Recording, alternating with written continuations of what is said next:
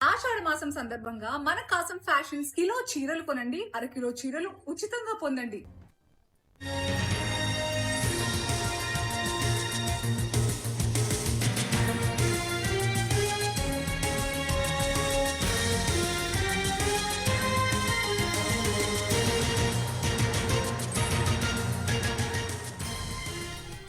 CM Revanth రెడ్డిపై తీవ్ర విమర్శలు చేశారు బీఆర్ఎస్ వర్కింగ్ ప్రెసిడెంట్ కేటీఆర్. నీళ్లు అడిగితే నెత్తురు చల్లుతా అంటావా, రక్త పిశాచి అని ఎక్స్లో చేసిన పోస్టులో ప్రశ్నించారు. ఇంకా తీరలేదా మీ రక్తదాహం అని ప్రశ్నించారు.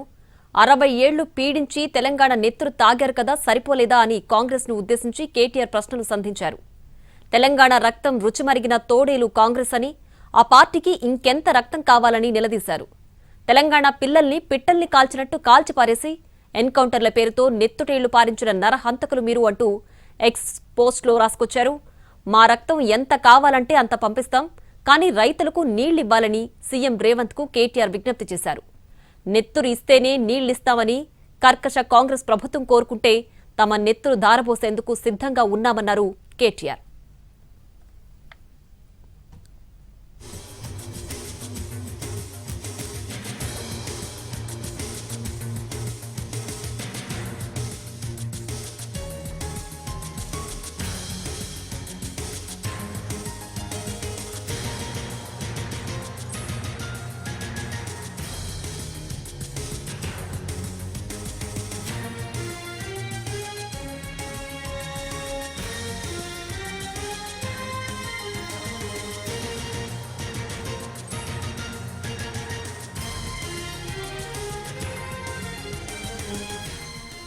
సీఎం రేవంత్ రెడ్డిపై తీవ్ర విమర్శలు చేశారు బీఆర్ఎస్ వర్కింగ్ ప్రెసిడెంట్ కేటీఆర్.